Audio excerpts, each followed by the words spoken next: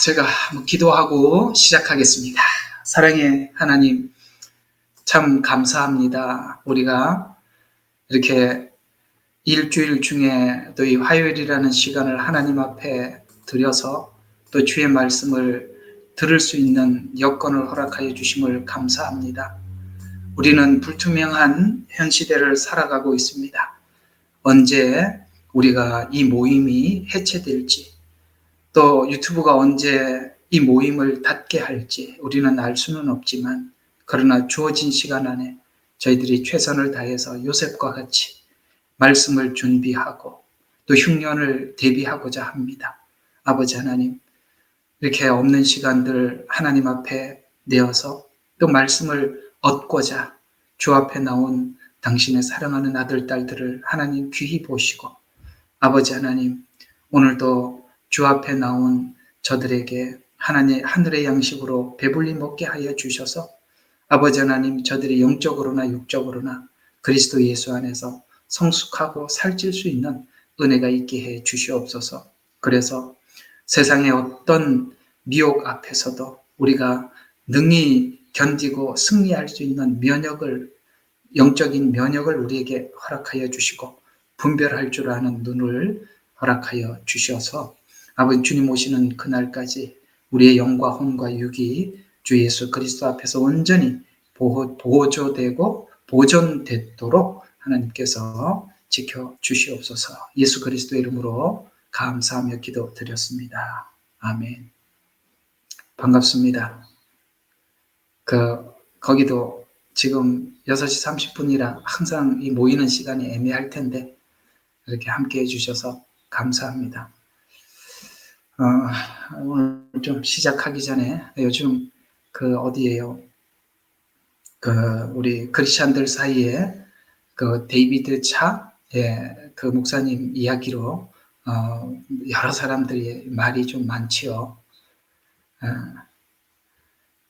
제가 이렇게 목양을 하면서 우리 제자들을 양육하면서 제가 많이 강조했던 게 그 부분입니다. 사람들 앞에 세워지는 게 문제가 아니라 자기 관리가 얼마나 중요한지 몰라요. 하나님께서 모세를 40년이라는 이 짧은 기간을 쓰기 위해서 80년을 훈련시켰다는 것을 잊어서는 안 됩니다.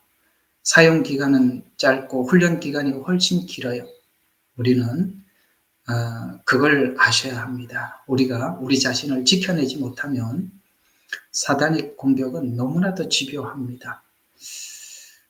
우리가 그런 부분들에 대해서 좀 우리가 입장을 좀 정리를 하고 더 이상 우리가 이런 부분들에 성경에 보면 형제들아 누가 잘못을 범하거나 죄를 범한 것을 보거든 어떻게 하라고 그랬습니까?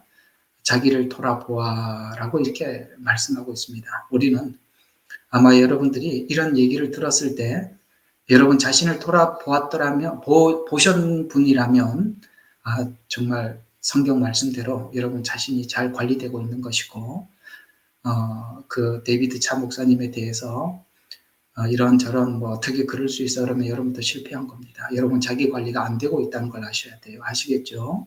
참 무서운 겁니다. 이게 얼마나 무서운지 모릅니다.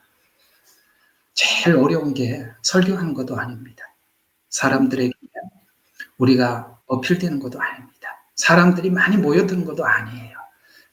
정말 중요한 것은 뭐냐면 내가 내 자신을 관리하는 것입니다. 내가 나를 컨트롤하는 게 훨씬 어렵습니다. 바깥에 있는 적들이야 싸워서 이기면 되지만 나는 나를 이길 수 없습니다. 그게 하나님께서 얼마나 힘들면 하나님께서 모세를 80년 훈련시키고 40년 쓰셨다는 걸 기억하십시오. 요셉의 훈련은 혹독했지요. 다니엘의 훈련도 혹독했습니다. 모두 다 신앙의 영웅들은 자기를 관리한 사람들이죠. 그래서 우리는 우리 데이비드 차 목사님을 보면서 다윗의 밧세바 간음을 하나님께서 용서하시고 새롭게 만들어 주셨던 것처럼 우리는 긍휼한 마음으로 그가 하나님 앞에 돌아와서 회개하고 그런 사람이 되기를 해야지. 세상 사람들이 손가락질을 하듯이 그렇게 하면 안 돼요. 여러분, 그분은 그런 죄를 지었지만 우리는 각 개개인이 그런 문제가 없다고 생각하십니까? 하나님은 우리 각자도 다 문제가 있습니다. 그렇죠? 어쩌면 각자 나름대로 하나님 앞에 게으름의 죄도 있을 수 있고 교만한 죄도 있을 수 있고, 여러분, 그 죄는 교묘하게 숨어 있어서 아무도 알지 못하는 것입니다. 그래서 사람들에게 알려지고 그 다음에 많은 사람들에게 영적 영향력을 끼치면 사단은 집요하게 공격을 하는 것입니다. 아주 무섭습니다. 그게 안 당해본 사람들은 몰라요. 그만큼 사단의 공격은 집요하고, 그럴 때마다 우리 자신을 돌아봐야지. 그리고 하나님은 아직도 데이비드 차 목사님 하나님 데리고 간 게 아니잖아요. 살아있는 동안 다윗처럼 회개할 기회를 주시는 것입니다. 우리 인생을 길게 보셔야죠. 여기서 다 끝난 거 아니거든요. 우리 평가가 하나님 평가하고 같을 수는 없어요. 그러니 사랑하는 여러분, 그런 연약한 모습들을 보이면 그분을 위해서 기도하시고, 주님, 다윗도 바세바와 정말 흉측한 계획을 하고 그랬음에도 불구하고 하나님 그 일로 인해서 하나님을 만나고 새로워졌듯이 하나님 저에게도 생애 속에 그런 기회를 주십사 하고 우리가 그렇게 기도를 해야지. 내 그럴 줄 알았다. 세상은 다 믿을 놈 하나도 없어. 그러면 빵점이에요. 그러면 안 돼요. 아셨죠? 우리는 그러면 안 됩니다. 우리는 하나님의 긍휼한 마음으로 사람들을 대할 수 있어야 되고 볼 수 있어야 되는 것입니다. 그분을 위해서 기도해 주시기 바라고, 최근에 염한성 목사님이 작곡했던 분, 이름 뭐죠? 작곡했던 분? 뭔가? 그분 이야기도 한번 올렸었잖아요. 그런 분들도 그렇습니다. 세상에 많이 알려진 만큼 사단은 어떤 방법으로든지 한번 제대로 한번 공격합니다. 그러면 그 사람에게 은혜를 받았던 사람이 한순간에 다 무너지거든요. 그래서 사람들 무너뜨리는 건 간단해요. 이스라엘을 무너뜨리면 온 성경 자체가 무너지는 거고요.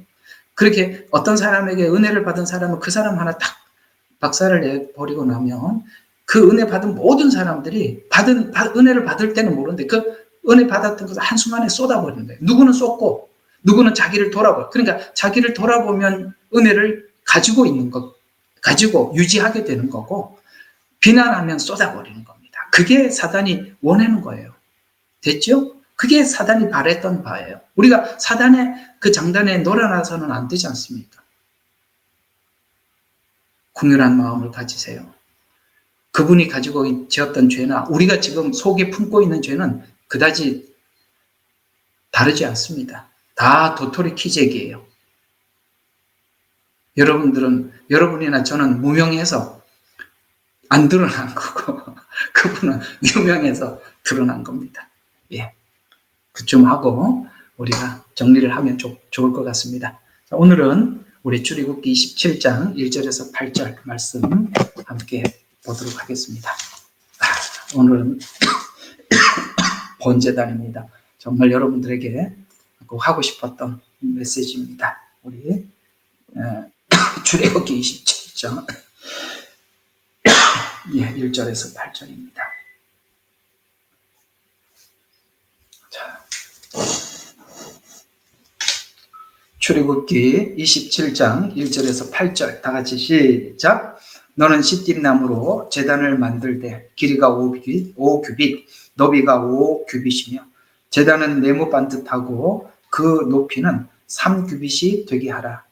그 네 모퉁이에 뿔을 만들되 그 뿔들은 같은 데서 나오게 하고 그것을 노수로 입힐지니라. 또 제바지와 부삽과 대야들과 고기와 갈고리와 붓받침판을 만들 때 거기에 있는 모든 기명을 노수로 만들고 제단에 쓸 그물망을 노수로 만들며 그 망 위에 네 모서리에 놋고리 4개를 만들고 너는 망을 제단 둘레 밑에 달아 망이 제단 중간까지 이르게 하라. 또 너는 제단을 드는 채를 만들 때 시띠나무로 채를 만들고 노수로 입힐 것이며 고리에 그 채를 꿰어 제단을 들 수 있도록 채들이 제단 양면 위에 있게 할지니라. 너는 제단을 널판으로 속이 비게 하되 산에서 내게 보여준 대로 그들이 그것을 만들지니라. 아멘. 아유, 이렇게 읽어보니까 되게 복잡해 보여도 여기 보이는 이 그림입니다. 아주 간단해요. 그러니까 이걸 이제 글로 표현하니까 이렇게 복잡해 보이지만 지금 딱 이걸 이야기하는 겁니다. 근데 이게 번제단이 이게 여기저기서 보니까 이 그림이 그래도 가장 잘 만든 것 같아요. 여기 이제 지금 27장 1절에서 8절에 있는 말씀처럼 우리는 저번 시간까지 이제 울타리를 배웠었고, 울타리는 구분이라고 말씀을 드렸습니다. 세상과 울타리 안쪽은 성막이죠. 하나님께 들어온 자들, 그다음에 세상에 있는 밖에 있는 자들. 그 울타리의 기둥이 뭐라고요? 밑받침과 기둥은 노수로 되어 있고, 그 위에 뚜껑은 뭘로 되어 있습니까? 은으로 되어 있고, 고리를 만들어 고리는 사랑이라고 그랬습니다. 그래서 한쪽은 뭡니까? 성막 밖으로, 하나는 성막 안으로. 이것은 바로 화목제물이 되신 예수 그리스도. 이렇게 여러분들이 배웠죠. 그 다음에 이제 우리가 배웠던 것은 문을 배웠었습니다. 문은 오직 한 문만 있다 그랬습니다. 동쪽에. 그리고 기둥이 4개고 4개의 색상으로 수놓아서 만든 문이라고 했습니다. 그래서 4개는 사복음서를 의미한다. 사복음서는 구약의 예수 그리스도를 예언한, 그리고 그 예언이 성취된 그것을 우리가 확인하는 것이 사복음서라고 말씀을 드렸고, 거기 있는 4가지 색상이 사복음서에 청색은 요한복음, 그 다음에 홍색은 마가복음, 그 다음에 누가복음은 흰색, 그 다음에 자색은 마태복음, 이렇게 해서 여러분들에게 말씀을 드렸습니다. 다 기억하시죠? 꼭 기억하셔야 됩니다. 그래서 모든 성경에 우리 하나님께서 우리에게 보여주고 싶은 하나님의 사랑의 표현, 증언은 사복음서에 나와 있죠. 성육신로부터 시작해서 십자가의 죽음까지, 그 다음에 승천은 사도행전에 등장합니다만 십자가의 죽음까지가 사복음서에 기록되어 있습니다. 이것이 모든 구약의 예언이고 그 예언이 사복음서에 구체적으로 성취되었음을 말씀하고 있습니다. 그래서 우리는 예수 그리스도를 믿기 위해서는 예수님의 생애, 그러니까 사복음서는 예수님의 생애죠. 그 예수님 생애 속에서 우리가 예수 그리스도를 나의 구주로 받아들이게 되고 그 문으로 들어간다라고 말씀을 드렸습니다. 또 문이 만약에 동쪽 이외에 서쪽이나 남쪽이나 북쪽에도 문이 있다라고 하는 종교다원주의는 그런 의미에서 아니다라는 것을 성막의 그림을 통해서도 우리가 간단히 구분할 수 있다라고 말씀을 드렸습니다. 이 성막은 참 신기한 게 여기는 이렇게 그림으로 나와 있지만은 성경 전체를 보면 이 그림이 어떤 내용인지 다시 성막으로 들어와서 이게 확인이 되는데, 사실 제가 이렇게 여러분들에게 로마서를 강의한다던가 혹은 모든 성경을 강의하는 그 기준은 이 성막에 있는 구조, 이게 모든 기본 틀이거든요. 그러니까 이 틀 안에서 여러분들에게 계속 전달하고 있어요. 왜 자꾸 이렇게 설명을 하나라고 생각할지 몰라도 저는 이 그림이 완벽하게 그려져 있고 거기에 맞춰서 여러분들에게 설명을 하고 있습니다. 자, 문을 들어오면 제일 먼저 만나는 게 뭐죠? 이 번제단입니다. 그러니까 우리가 구원이 순서적이지요. 첫 번째, 번제단은 십자가 안에서 예수님을 만나는 것입니다. 그러니까 구원을 받은 사람들은 그 다음에 이 번제단 다음에 있는 것이 물두멍이라고 이렇게 손을 짚는 물두멍입니다. 이 성화입니다. 그러니까 앞에는 칭의, 그 다음에 물두멍은 성화. 그 순서가 로마서에 그대로 설명을 하고 있고 이미 구약에서 성막에서 하나님은 이 구조를 통해서 이미 말씀을 드렸어요. 그러니까 이런 게 있어요. 우리가 어린 아이 때, 글을 모를 때는 그림책으로 애들 교육을 시키잖아요. 그죠? 글을 모르니까. 그 구약은 그림책이에요. 아셨죠? 그 그림책이 무엇이냐라는 것을 역사를 통해서 증명하는 것이 역사서예요. 구약에 있는 역사서. 그림을 역사로 설명해요. 왜? 이 그림이 그냥 그림으로 끝나지 않으려면 역사 속에 주님이 들어오셔야 되니까. 아시겠죠? 또 예언서는 어떤 성향을 가지고 있느냐면 그 역사를 하나님이 주관하신다. 그래서 예언과 성취로 성경은 우리에게 하나님의 그 뭡니까? 섭리하심, 하나님께서 역사를 주관하심을 예언과 성취를 통해서 우리에게 말씀을 하고 있는데 그 예언의 성취의 가장 중앙에 누가 있다고요? 예수님. 그래서 사복음서는 예수님의 생애입니다. 그래서 초림을 설명을 했고 사복음서가 요한계시록은 재림을 말씀하려고 하는 것이죠. 자, 제가 이제 그 말씀을 쭉 드렸습니다만, 자, 여기 이것은 출애굽기는 그림을 통해서 설명을 하고 있다고 그랬습니다. 그래서 그림 하나로는 우리가 전부 다 이해할 수가 없잖아요. 그래서 하나님께서 이제 이 모세 오경을 넘어서서 이제 모든 성경을 통해서 이제 하나하나 이 그림이 무엇인지 설명을 해주고 있습니다. 그러니까 이게 이런 게 있어요. 이게 문자적으로 뒤에 있는 문자들 글로만 이해를 하고 나면 막 이게 순서가 이게 어떻게 이게 번제단, 그 다음에 물두멍, 그 다음에 성소 안에 뭡니까? 떡상, 그 다음에 뭐죠? 분향단, 또 하나는 이게 머리가 갑자기 멈췄나? 떡상, 분향단, 그 다음에 향단, 이게 향을 피우는 거, 이런 거들, 이게 순서대로. 그 다음에 이제 지성소로 들어가서 법궤 안에서 증거궤, 뭐 이렇게 다 이렇게 순서대로 쭉, 이걸 모르면 이 글로 쭉 표현되어 있는 거는 뼈대는 이 그림이 잡아주니까 그림 안에서 글을 봐야 이 글이 이 뼈대 안에, 이 성막이라는 뼈대 안에서 요거는 지금 번제단, 칭의를 설명하는구나. 또 어떤 내용들은 성화를 설명을 하고 있단 말이에요. 그런데 그러니까 이 그림, 구도를 모르면 어떤 거는 성화를 설명하는 걸 가지고 어디로 자꾸 맞추냐면은 칭의에다 맞춰버리면 완전히 파토가 난다 이 말이에요. 아시겠어요? 그래서 이 그림이라는 것이 기본 틀이 그렇게 중요한 겁니다. 그래서 성경을 하나님께서 괜히 모세오경을 둔 게 아니고 괜히 사복음서를 둔 게 아니고 역사서 예언서가 괜히 있는 게 아니에요. 아시겠어요? 그래서 가장 우리 성경을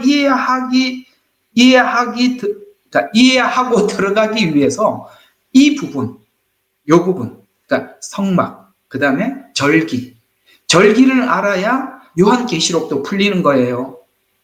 예, 이런 것들하고 다 무시해버리고 풀면은 엉망진창이 되는 거예요. 근데 이걸 모르면은 진짜 몰라요. 설명하려고 하면 정말 복잡합니다. 공부 많이 하셔야 되고 투자 많이 하셔야 돼요. 그냥 이렇게 막 하나님이 막 뚜껑 열어서 막 가르쳐 주는 게 아니에요. 하나님이 지금은 초대교회는 사람들이 모여서 예언을 했었어요. 예배 시간에. 그래서 누가 예언을 하면 또 다음 사람이 예언을 받아서 하고 왜 그렇게 많이 했는지 아세요? 성경이 없었기 때문에 그래요. 근데 지금은 우리가 그렇게 예언이 필요 없는 이유가 성경이 있기 때문에 그러는 거예요. 아시겠죠? 그런 차이가 있어요. 그래서 이런 구도를 전체 다 성경이요. 서로 엇박자가 나지 않게 되어 있어요. 그러니까 이게 이런 걸 모르면 엇박자가 나서 막 이쪽을 설명을 해서 하면 저쪽이 또 충돌이 돼요. 예를 들어서 야고보서와 로마서가 너무너무 조화롭게 되어 있는데 야고보서와 로마서를 그 조화를 모르면 전혀 다른 이야기가 되잖아요. 행함으로 구원을 받는 것 같이 보이고 이쪽은 믿음으로 구원을 받는 것 같아 보이는데 그래서 어떤 사람은 자꾸 이렇게 행함을 이야기하고 로마서에서 말하는 믿음을 설명해보라면 말을 못한단 말이에요. 왜? 충돌이 되니까. 이 충돌이 안 되는데 충돌을 지키는 이유는 한쪽만 보기 때문에 그렇다 이 말이에요. 성경은 굉장히 조화롭게 되어 있어요. 아시겠습니까? 번제단은 칭의예요. 그 다음에 물두멍은 성화예요.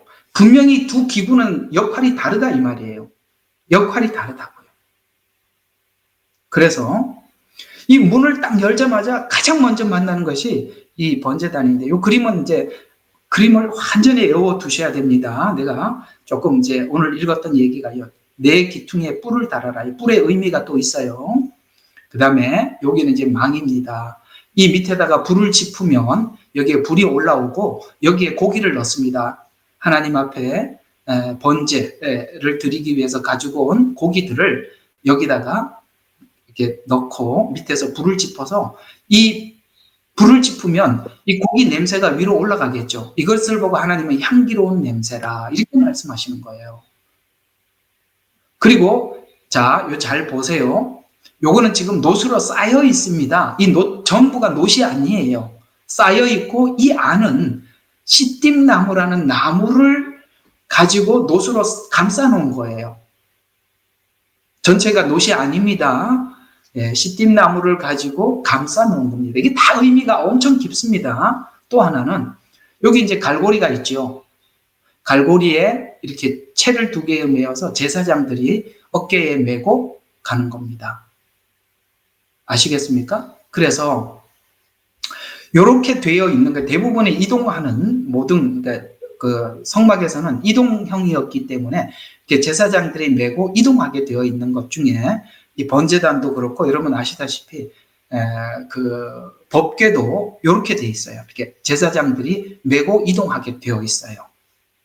여러분 이제 그 우사 사건 아시죠? 다윗이 법궤를 가져오려고 했을 때 우사가 어떻게 했습니까? 제사장들이 메고 간 게 아니라 소에다 싣고 갔죠.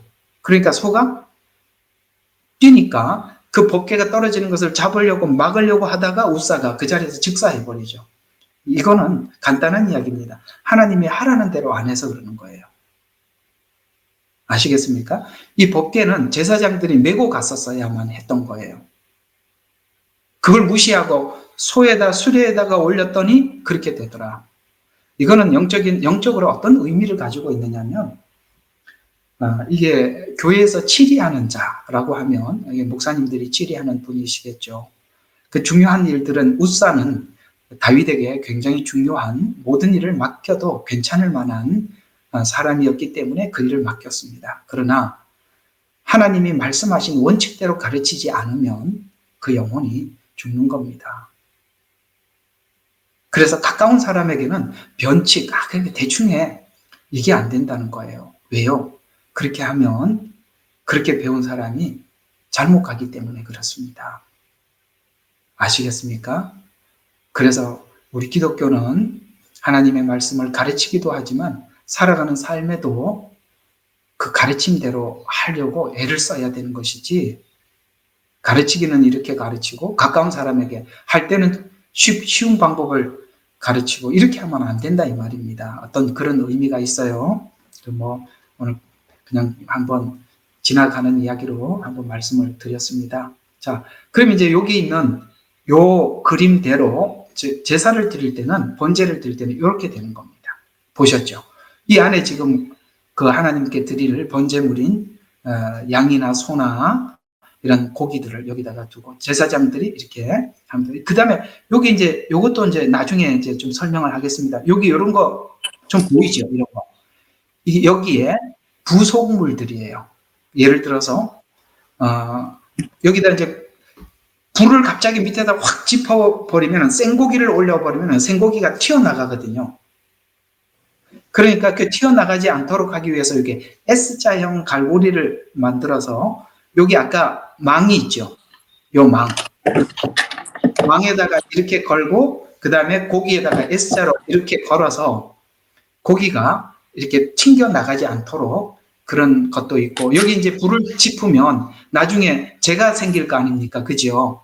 그러려면은 어떻게 됩니까? 재를 퍼내는 부삽도 있어야 되겠고 그 다음에 뭐도 있어야 되겠습니까? 부삽도 있어야 되고 그걸 담는 통도 있어야 되겠고 그 다음에 여기다 불을 지프려고 그러면은 불을 옮기는 그 그릇도 있어야 되겠고 이게 다 교회 사명이에요. 이제 나중에 설명을 해드리겠습니다. 이렇게 하나님이 이렇게 그림 하나를 가지고 우리에게 너무너무 자세히 이 복음에 대해서 설명을 해주셨다는 거예요.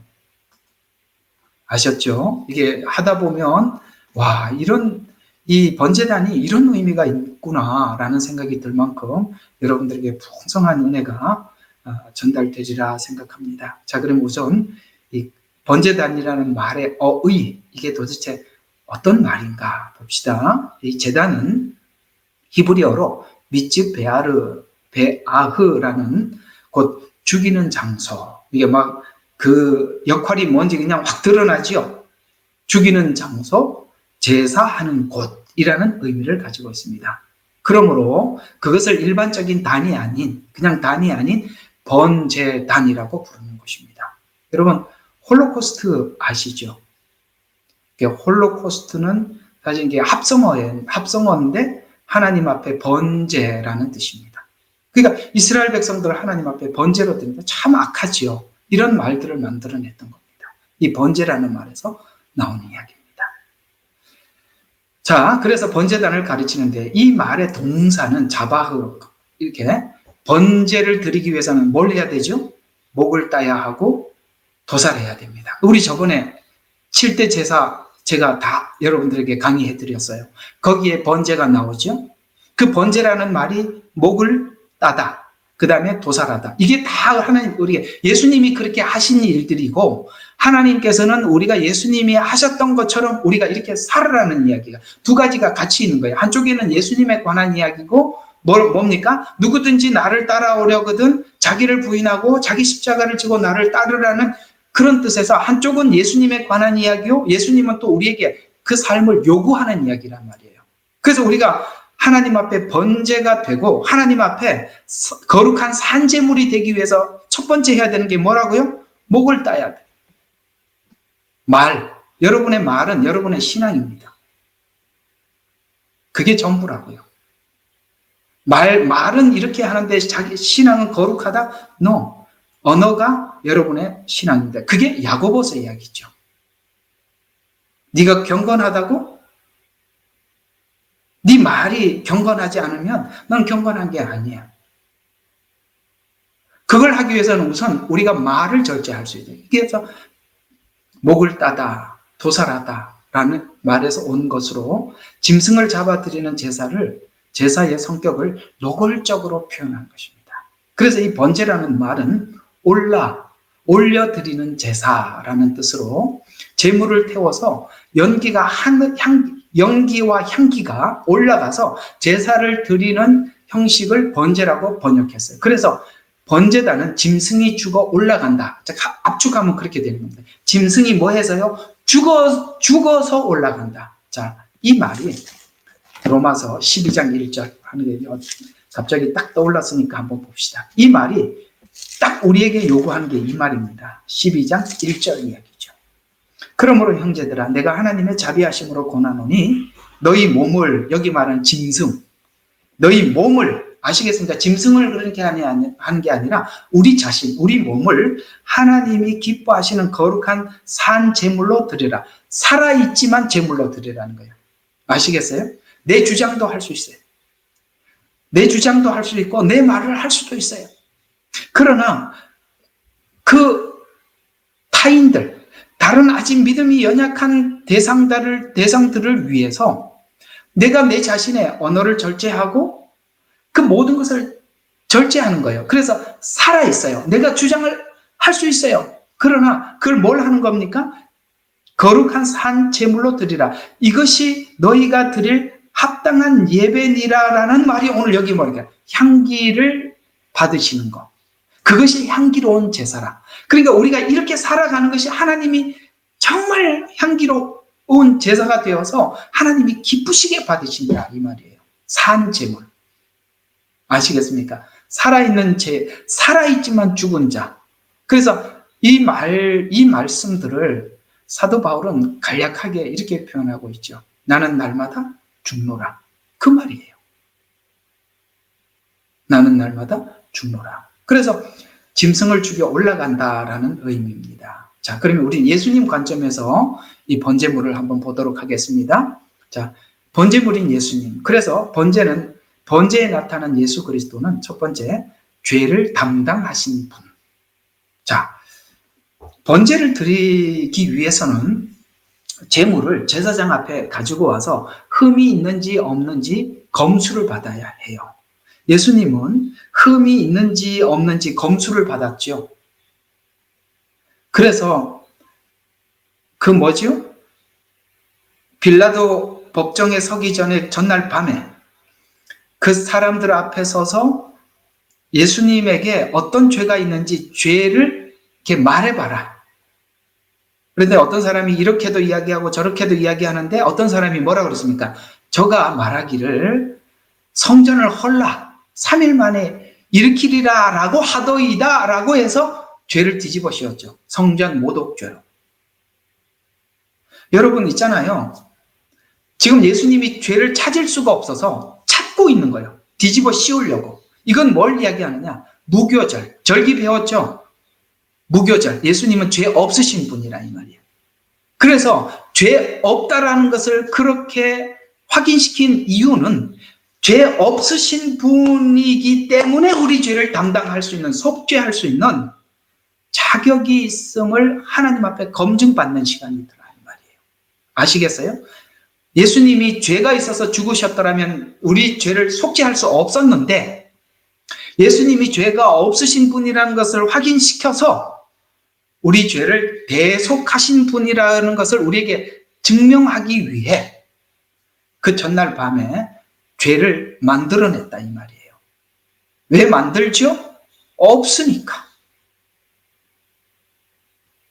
그래서 속죄 석권 제물로 자신을 드린 예수님. 고린도후서 5장 21절에 보니까 하나님이 그로 우리 죄를 담당케 하셨다. 아시겠습니까?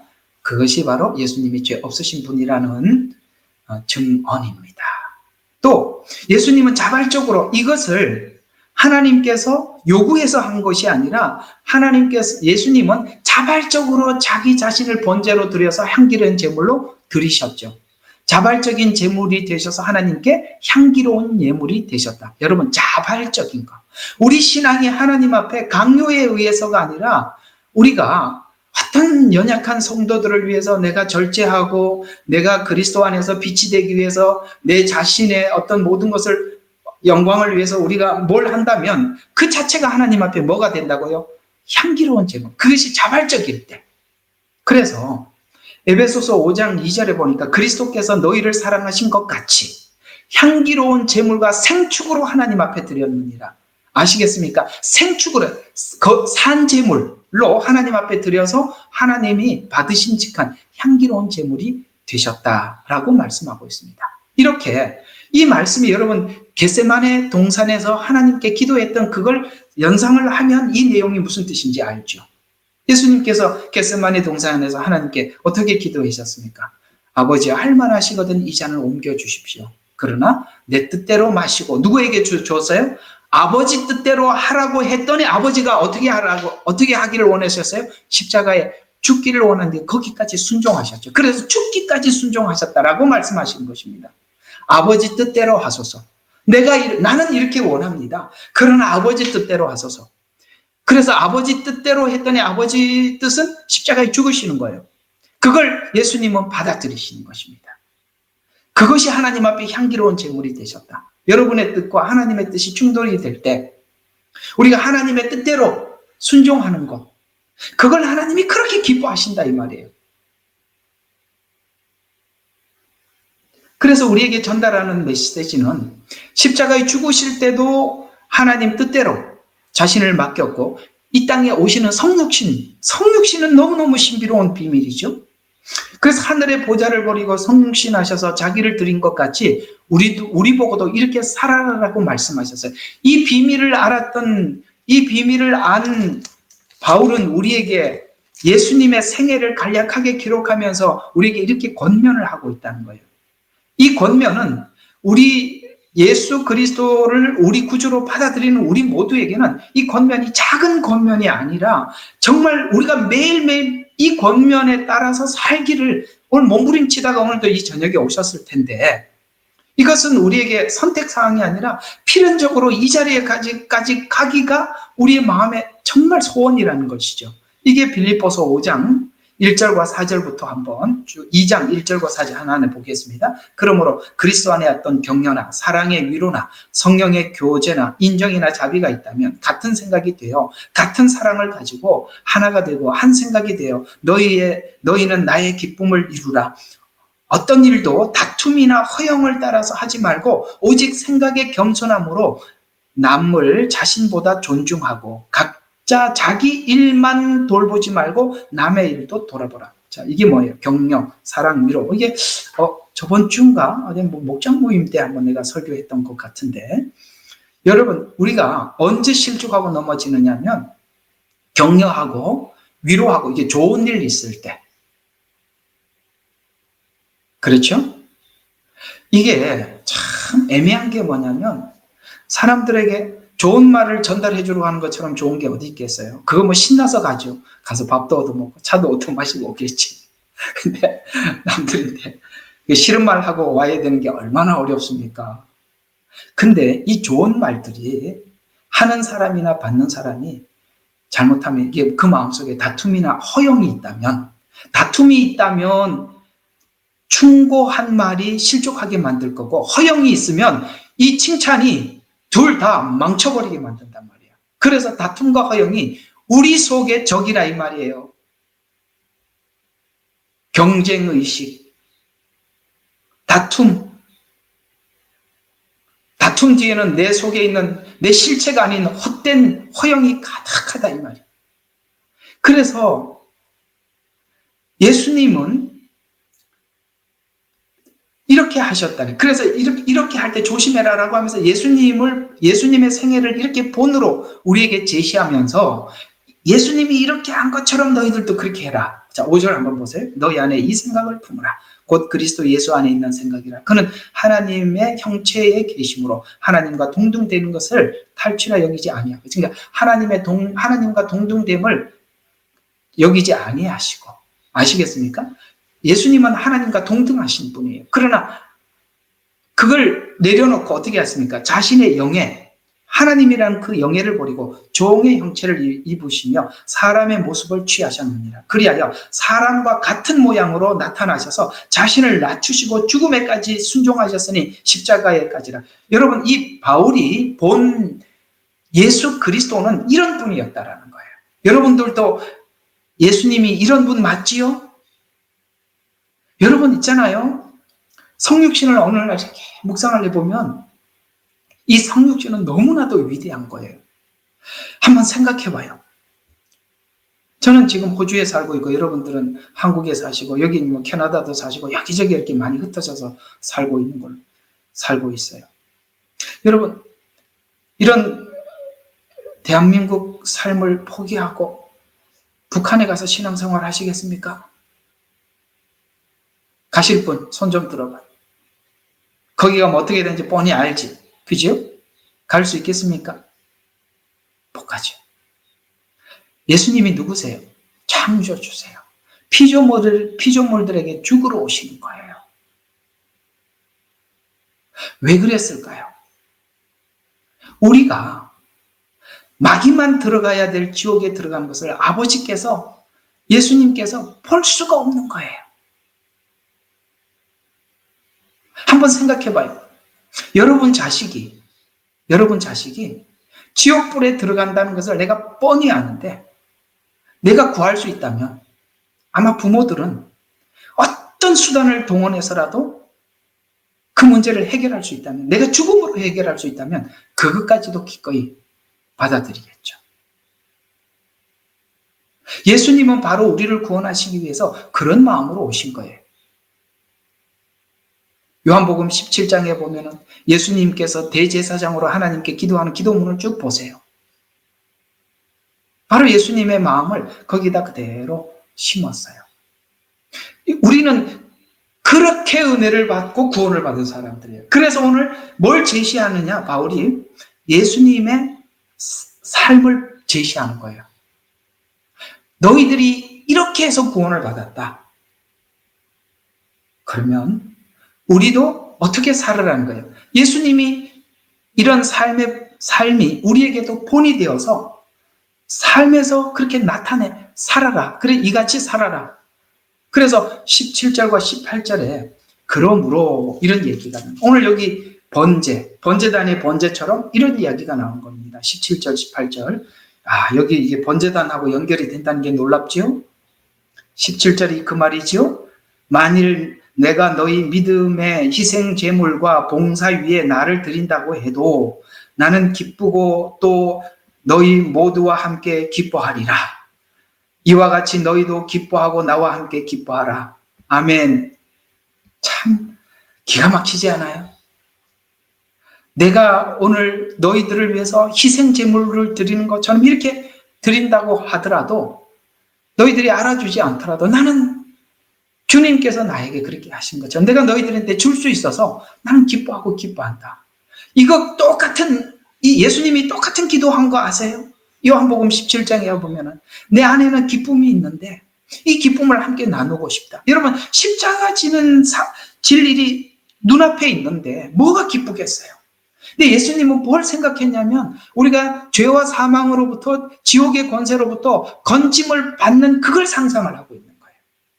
우리가 한 영혼들을 볼 때마다 그걸 상상을 하고 말을 할 수 있어야 되는 거예요. 그걸 상상하고 말을 하다 보면 사실 할 말이 거의 없다고요.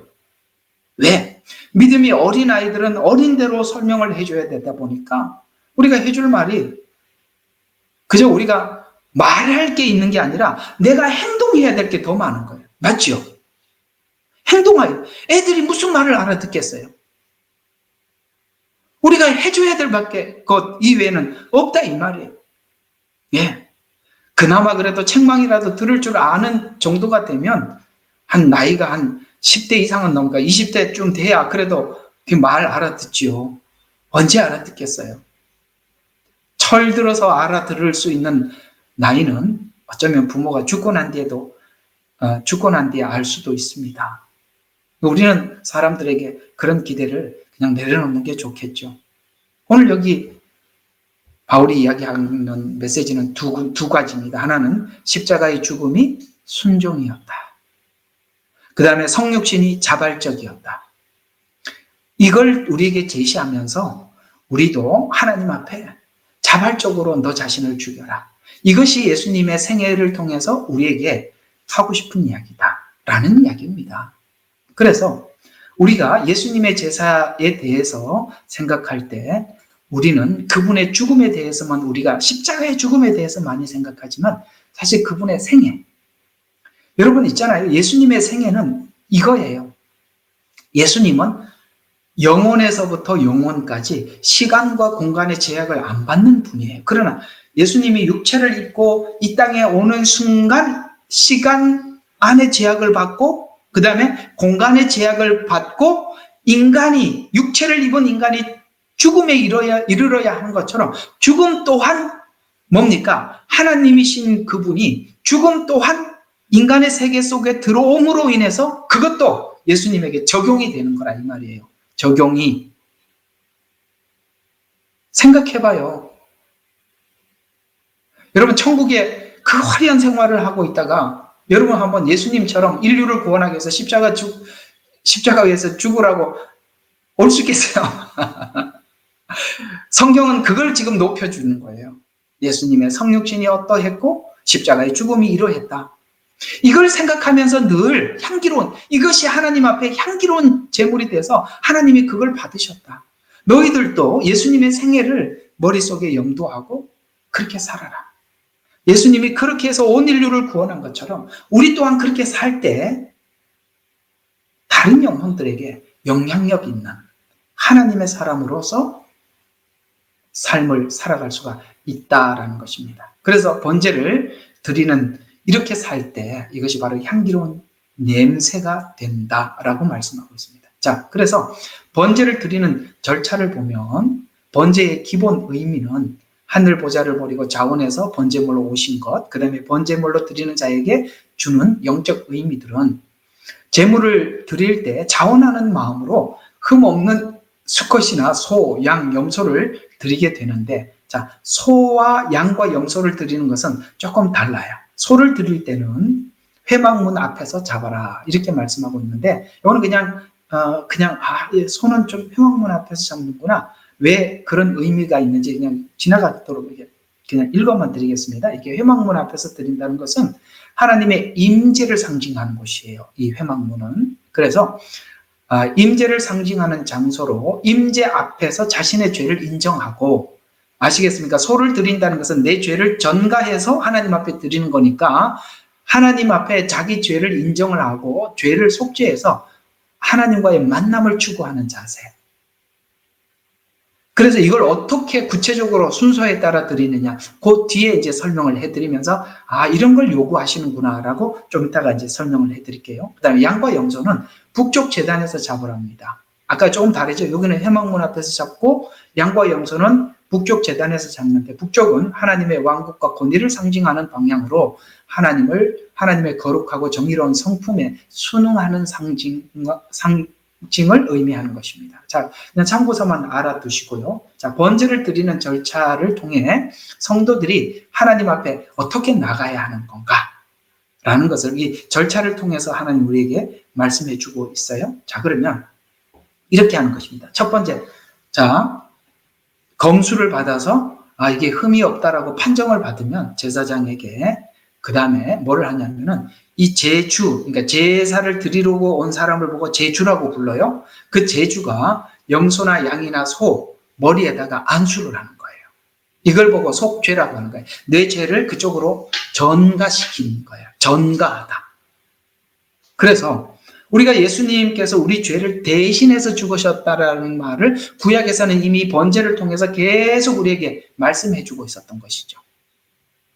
우리가 하나님 앞에 나와서 무엇이든지 회개하면 주님은 우리를 모든 불의에서 우리를 깨끗게 해주시는 분이시죠. 오늘 소에게, 양에게, 염소에게 안수하는 행위는 그것과 같은 의미를 가지고 있어요. 그래서 제물 머리에 안수함은 우리 죄를 대신함을 의미하는데, 안수는 대리적 성격을 의미합니다. 즉 번제물을 드리는 자와 제물이 동일함을 말하며, 아시겠어요? 그러니까 이거는 앞에는 짐승인데 나는 사람이잖아요. 그런데 하나님은 대리라는 의미는 그 짐승이 나를 대신한다라는 의미가 있으니까, 나를 대신하니까 내가 지금 그 짐승에게 귀에다 대고 내 죄를 다 고하는 것은 곧 내가 죽는 것과 같다. 이렇게 대리적 성격을, 이게 대리라는 말 알아들으셨죠? 예수님이 십자가에 우리 죄를 대신했다라는 말은 여기에 안수했다라는 의미와 같은 의미란 말이에요. 우리는 신약에서 예수님 내 죄를 대신해서 죽으셨습니다라고 그렇게 배웠지만, 구약에서는 이 번제를 통해서 이 대리적 성격, 속죄라는 것이 무엇인지를 계속 설명해 왔다 이 말이에요. 신약 안에서만 아는 것은 너무나도 한계가 있어요. 한정적이라는 말이에요. 이 신약에 있는 모든 이야기들은 오경에서 다 설명을 해놨다고요. 예수님이 이렇게 말씀하신 적이 있으시죠. 너희가 모세를 알았더라면 나를 알았다는 얘기예요. 모세를 알았더라면. 그러면 모세가 쓴 글이 오경이잖아요. 그러면 예수님의 생애에 관한 이야기는 사복음서죠. 그러니까 사복음서에 있는 예수님의 모든 말씀들이나 그분의 속죄나 이런 모든 것들은 이미 모세 오경에 다 설명을 해놨다는 거예요. 이 둘은 짝이라는 거예요. 그런데 사복음서와 오경을 이렇게 연결을 시켜서 풀지 못하면 한쪽이 뭔가 증명이 안 되는 거예요. 실체는 있는데 그림자가 없던지, 그림자는 있는데 실체가 없던지, 둘 중에 하나 문제 있다 이 말이에요. 실체는 사복음서예요. 예수님 실체니까. 그러나 실체에는 반드시 그 그림자가 똑같아야 되잖아요. 그게 오경이라 이 말이에요. 오경은 그림자를 설명한 거고 사복음서는 실체를 설명한 거예요. 이 두 가지를 같이 연결을 해야 되는 거예요. 예언서도 똑같아요. 구약의 예언서와 요한계시록 예언서가 같은 이야기란 말이에요. 그 요한계시록은 실체인데 앞에 있는 이 그림을 못 그려요. 구약에서는 이미 그림을 다 그려놨는데 이 그림을 가지고 와서 계시록을 풀어야죠. 이렇게 성경은 구약과 신약은 정확하게 짝이 이렇게 이루어져 있다 이 말이에요. 그래서 이런 우리가 구원에 대한 이 복음도 이렇게 제사를 통해서 다 설명을 하고 있는 거예요. 여기서 보니까 굉장히 내용이 풍성하죠.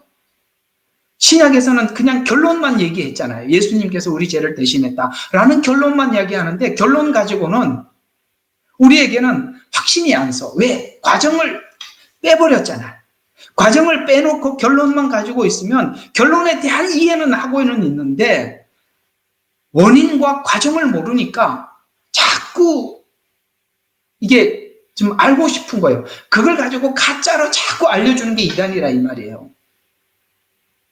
우리가 알고 싶은데 안 해주니까. 신천지 가봐요. 막 이런 거 막 기가 막히게 푼다고 그러면서 사람들이 놀래가지고 막 듣는데 다 가짜라고. 자, 그러면, 자, 전가하는 것을 의미하는데, 자, 첫 번째, 어떻게, 번제물에 각을 뜨고 기름을 베어낸다. 번제물에 각을 뜨고 기름을 베어낸다. 이것은 예수님의 살과 피를 마시는 것 같이 안수 후에, 아까 죄를 전가했다 그랬죠? 안수 후에 뭐 한다고요? 제주가, 제사 드리러 온 자가 직접 잡아요. 제사장이 잡아주는 게 아니라 잡는 거예요.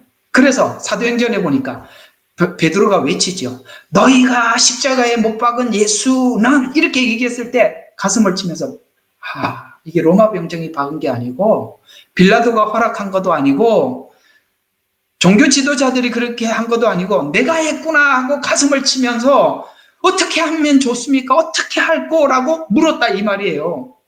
제주가 직접 잡았다고요. 우리는 2000년 전에 돌아가신 예수님을 지금 우리가 못 박은 거예요. 아시겠습니까? 제주가 직접 했다고요. 이런 데서 왜 우리가 직접 했습니까? 라는 말을 여기서 대답을 해주고 있잖아요. 직접 잡는다고.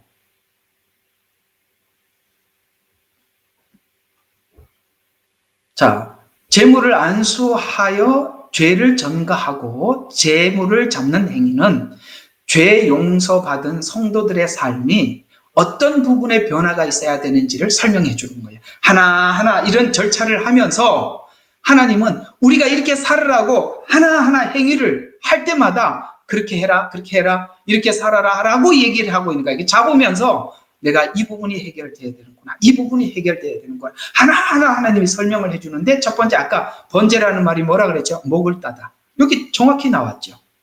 목을 따는 겁니다. 우리가 예수 그리스도 안에서 변화된 첫 번째 증거가 뭘까요? 우리의 언어가 달라지는 겁니다. 야고보서 1장 9절입니다. 야고보서 1장 9절입니다.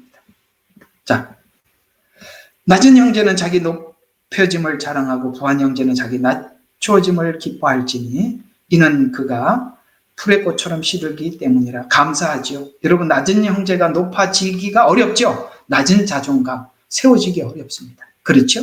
부한 형제들 낮아지기 어렵죠? 누구만이 이걸 할 수 있었어요? 복음만이. 복음만이 낮은 자가 높아질 수 있습니다. 우리 낮은 자존감 가지고 살지 않아요. 나는 하나님 자녀예요. 우리 하나님의 자녀예요. 우리는 누가 뭐라 그래도 세상이 뭐라 그래도 아무렇지도 않아요. 왜 아버지가 우리 아버지가 누군데 거기 뭐 할 거 아무것도 없죠. 그죠? 높은 사람이 낮아집니까? 안 돼요.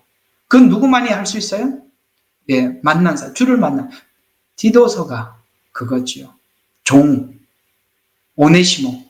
종과 주인이 절대 하나가 될 수 없는데 그리스도 안에서 하나가 될 수 있다. 받아들여라.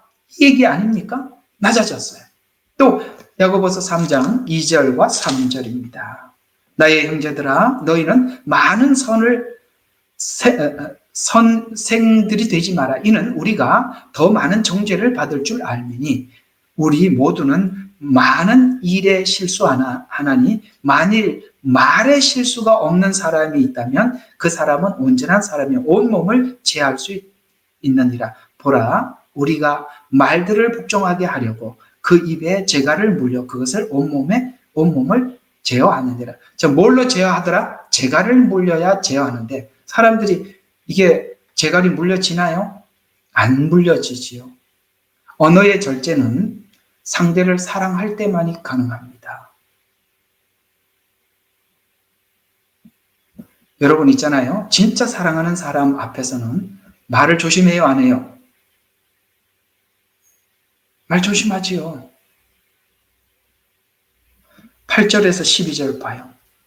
혀를 길들일 수 있는 사람은 아무도, 여러분 이건 혀는요, 길을 들이니까 내가 말을, 좋은 말을 써야지, 좋은 언어를 써야지, 그렇게 애를 쓴다고 해서 말은 길들여질 수 있는 것은 아니랍니다. 아시겠어요?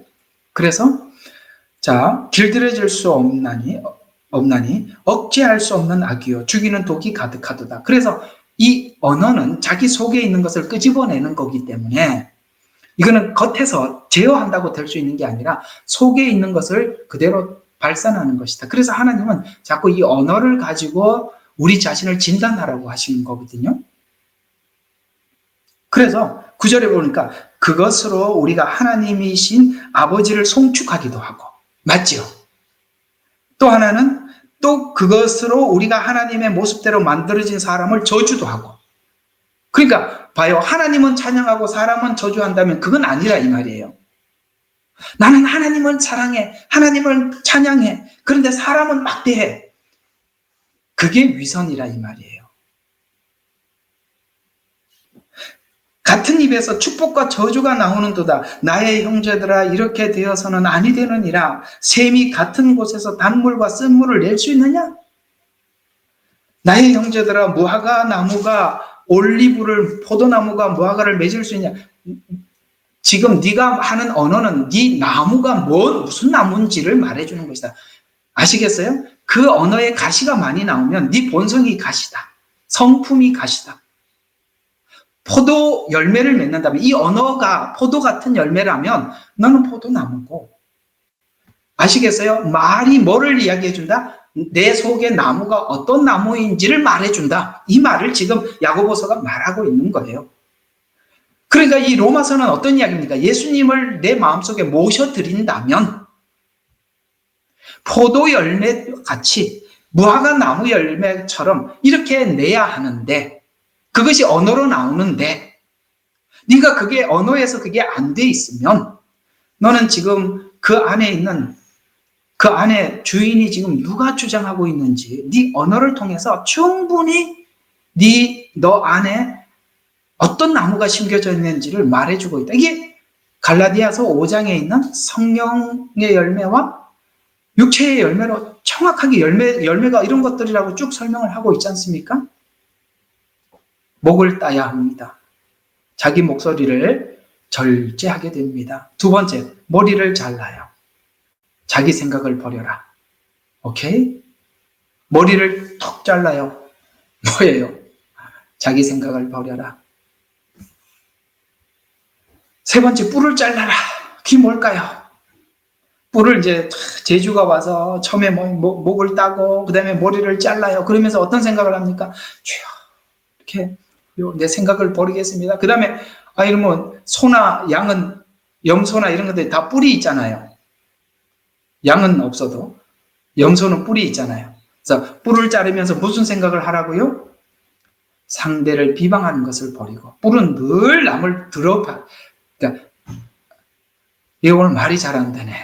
자, 뿔은 늘 남을 들여박지요. 그걸 버리라는 거예요. 시편 56편 2절을 한번 봅시다. 이런 근거를 안 되면 이 목사님 혼자 생각이지 이런 생각할 것 같아서 찾아놨습니다. 56편 2절, 나의 원수들이 날마다 나를 삼키려 하나이다. 오 주 지극히 높으신 이여, 나를 대항하여 싸우는 자들이 많나이다. 들여받는 사람들이 참 많더라. 아시겠어요?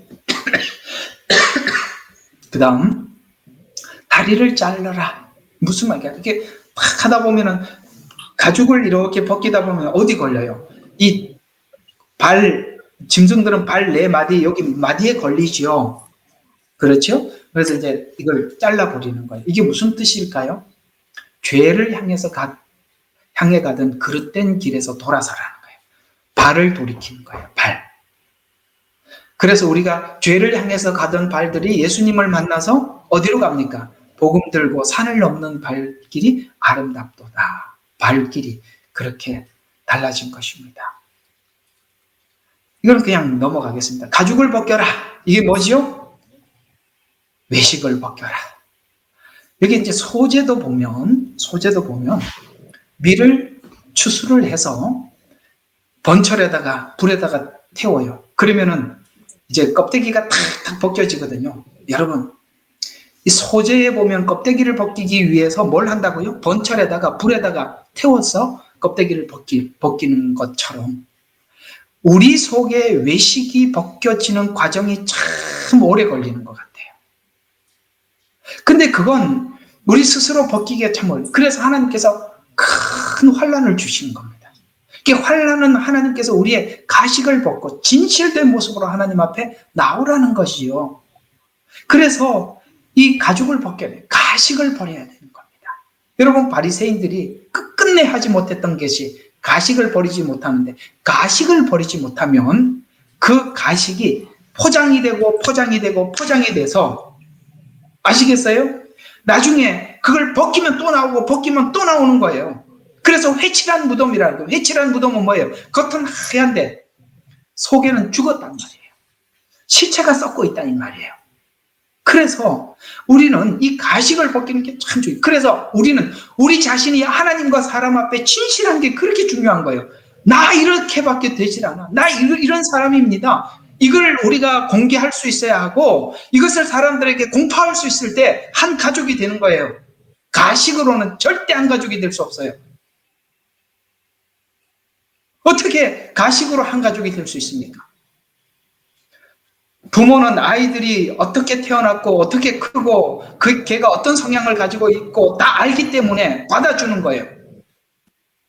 그걸 안 보이고 여러분 맨날 드레스 입고 잠잘 수 있어요? 매일 양복 입고 주무시겠습니까? 항상 화장하고 사시겠어요? 나는 내 얼굴 이렇다라고 보여줘야죠. 그걸 부끄럽게 여기지 마세요. 원래 그런 거니까. 아시겠어요? 에이, 저게, 그럼 누가, 그런 이야기라고, 누가 신혼여행을 갔는데 아침에 눈을 뜨고 보니까 딴 사람이 누워있네. 깜짝 놀랐다.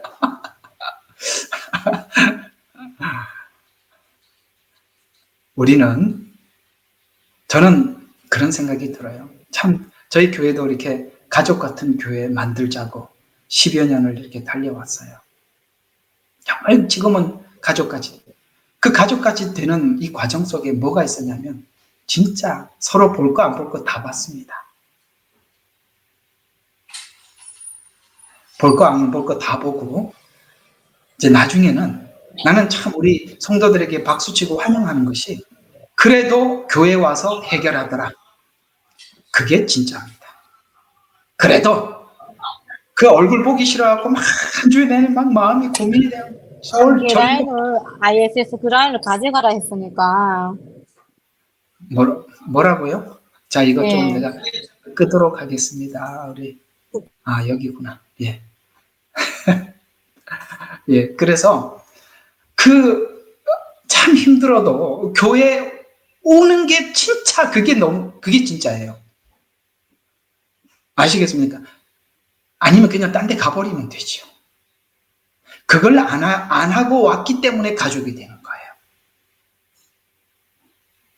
그리고 그런 걸 보여주는 걸 부끄럽게 생각하지 마세요. 우리 다 그렇게 옛날에 발가벗고 다 그렇게 살았어요.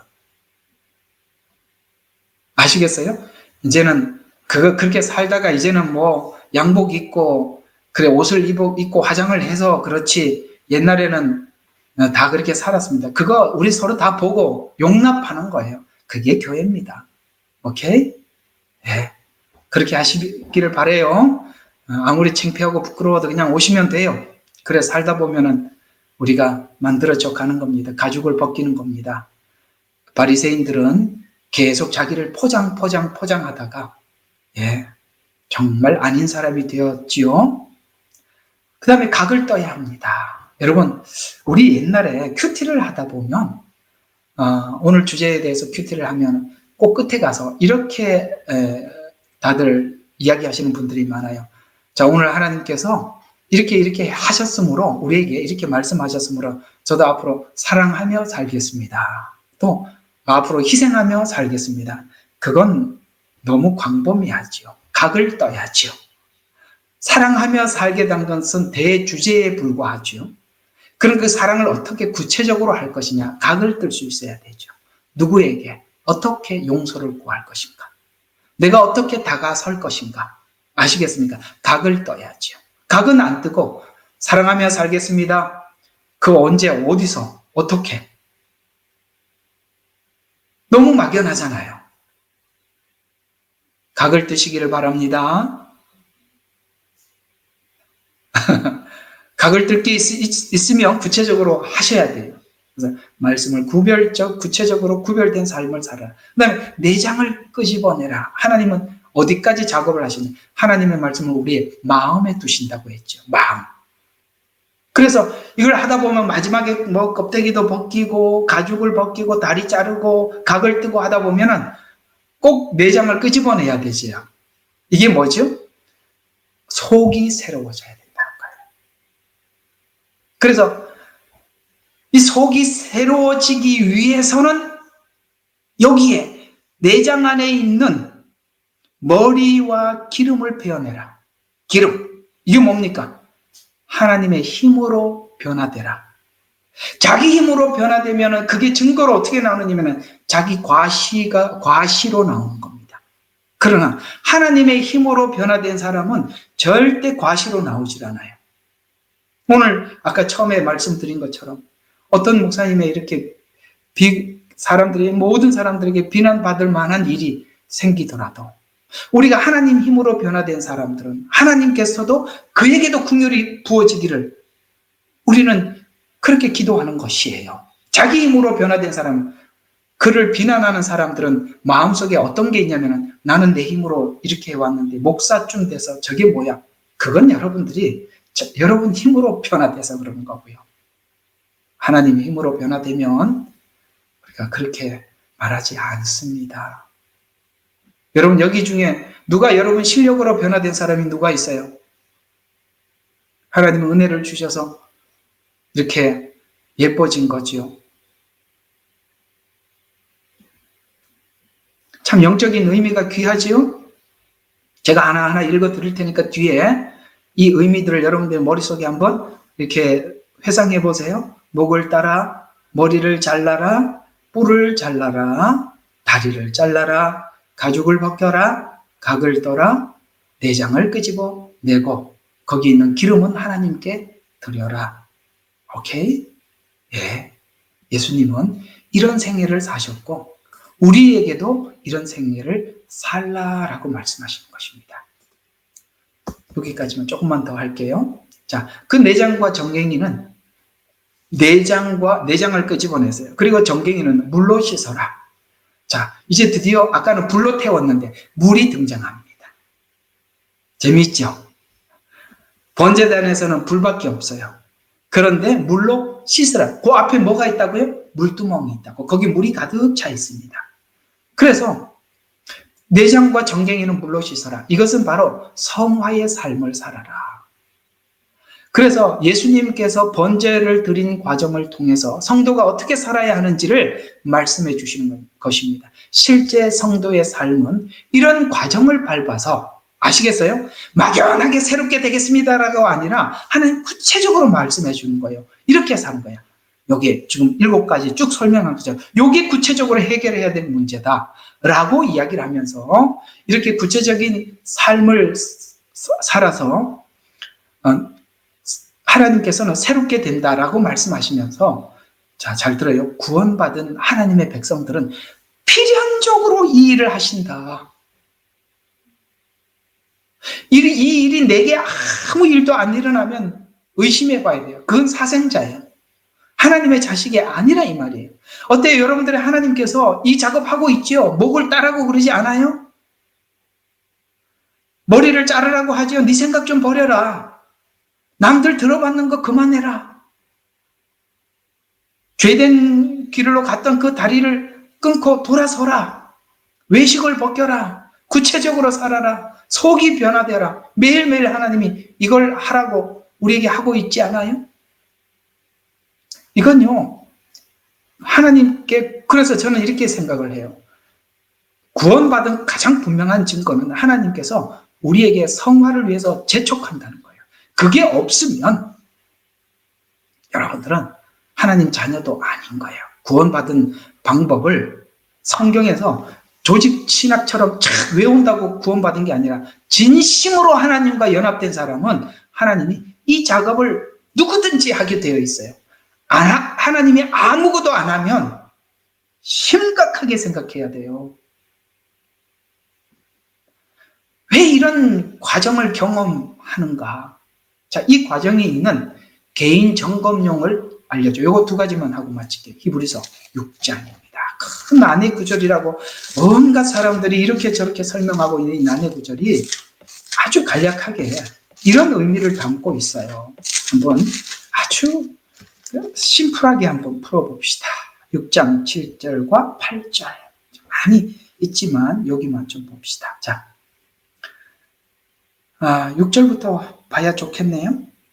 자, 한 번 깨우침을 받고, 자, 하나님께서 뭔가 특별히 열어주셔서 깨우침을 받았어요.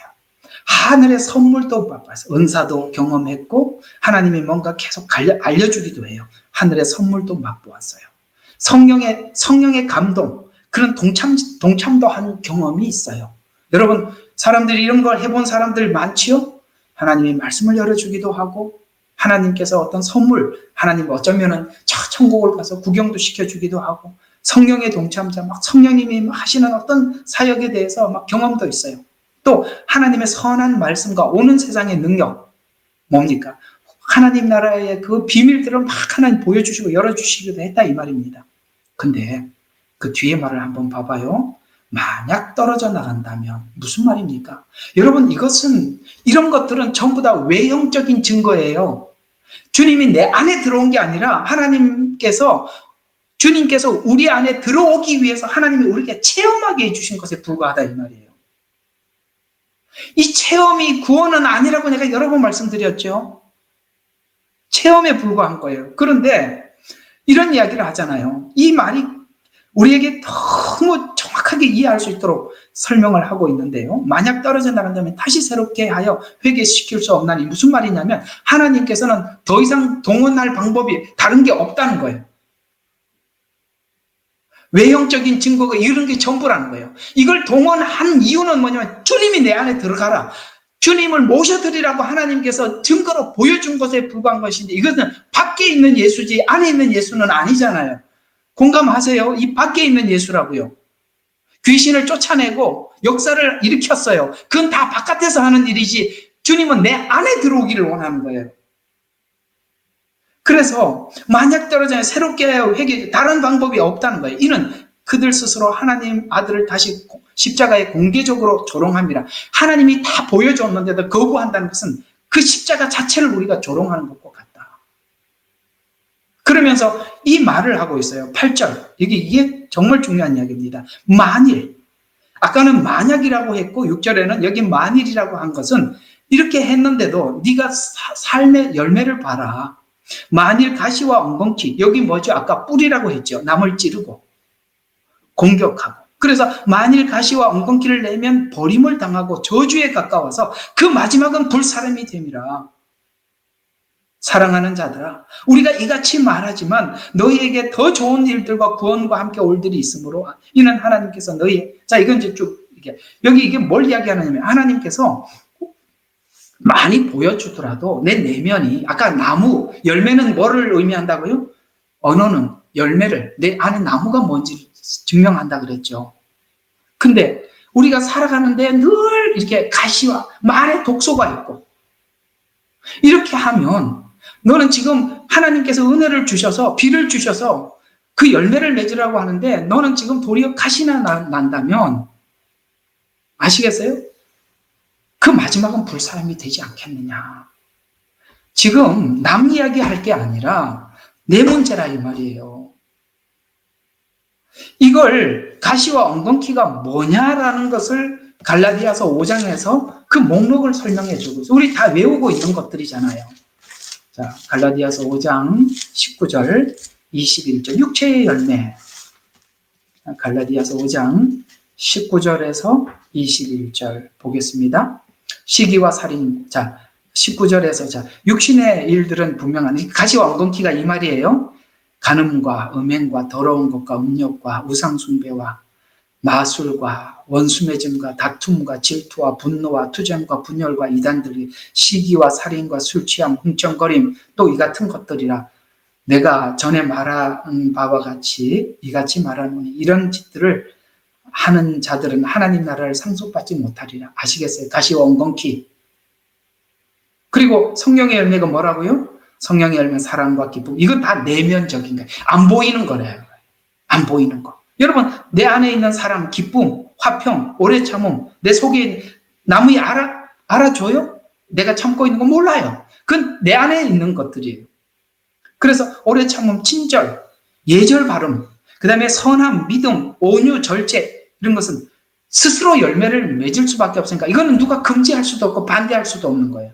왜? 나무가 그런 나무니까 이 열매가 이렇게 날 수밖에 없죠. 정리가 되셨습니까? 자, 오늘은 이 번제를 통해서 여러분들과 함께 나누어 봤습니다. 이 번제는 두 가지 측면에서 봐야 된다고 했습니다. 하나는 예수님께서 어떻게 우리를 위해서 죽으셨는가. 두 번째, 이렇게 산 것처럼 우리가 누구든지 나를 따라오려거든 자기를 부인하고 나를 따르라고 말씀하신 것처럼 예수님의 그 생애, 오늘 그것이 우리가 예수님 생애 속에 나타나지만 구체적으로 구약에 있는 이 제사를 드리는 순서를 통해서 우리가 어떤 부분을 하나님께서 해결하기를 원하시는지를 한 마리 소나 양과 번제물을 잡는 순서를 통해서 야, 너는 해결해야 될 문제가 이 문제다, 이거다, 이거다, 이거다라고 설명해 준 거예요. 구약이 얼마나 멋져요. 신약은 이걸 구체적으로 설명을 안 하고 있거든요. 도움이 되셨나요? 우리 또 내일 또 이 문제 놓고 한번 씨름합시다. 그리고 승리합시다. 예. 우리 같이 오늘 들으신 말씀을 생각하면서 우리 하나님 앞에 좀 기도하는 시간을 갖도록 하겠습니다. 우리는 역사상 가장 중요한 시점을 지나고 있습니다. 하나님께서는 하나님의 일을 하시기 전에 사람을 준비시키셨음을 우리가 알고 있습니다. 하나님 말씀은 마지막 때에 대추수, 대부흥의 때가 있다고 분명히 예언하고 있습니다. 아멘. 하나님의 말씀이 그대로 성취될 것을 믿습니다. 예레미야 눈물은 잠자는 교회와 영혼을 깨우기 위해 노력하고 있습니다. 이 가슴 뛰는 일에 함께 하길 원하시는 분은 카카오 채널로 연락 주시기 바랍니다. 당신은 위대한 하나님의 사람입니다.